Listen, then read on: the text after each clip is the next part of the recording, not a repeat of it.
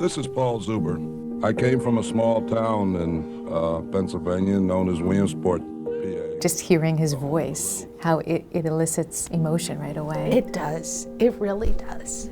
Back in those days, we didn't have Little League. If you played ball, you went out into a field, you got a rock and made first base. Do you recall around what age you realized that your father was a civil rights activist? Oh, gosh.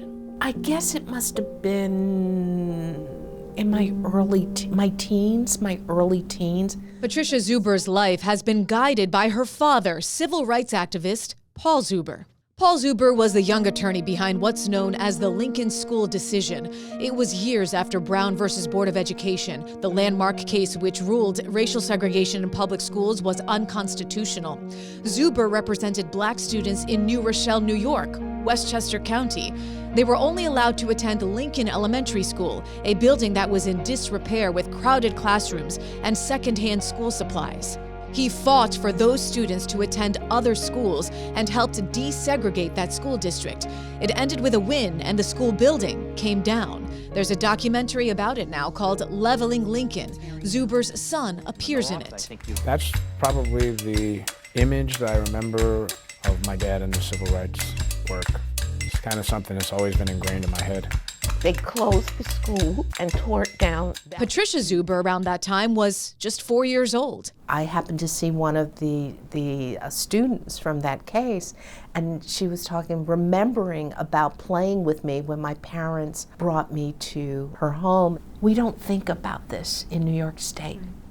We think that segregated schools happened In the South. in the South. Right. And that Brown versus Board of Education ended it. Ended it and changed it all, and the world became a better place after that. After the Lincoln School decision, the Zubers moved to the Capital Region. Paul Zuber started working at RPI in Troy as the director of the Center for Urban Environmental Studies. He became an influential figure in the black student community. He was the guy that students went to throughout their college careers. I went over to RPI and had an opportunity to talk to some of the members of Omicron Upsilon chapter. Paul Zuber had a program on air right in the Capital Region called Urban League Speaks.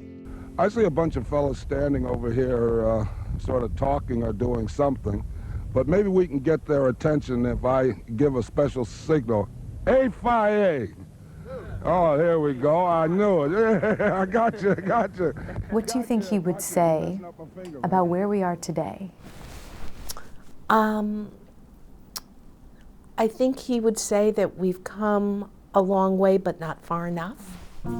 Patricia Zuber now works at OASIS, the New York State Office of Addiction Services, where she's the Associate Commissioner for the Division of Prevention and Problem Gambling Services.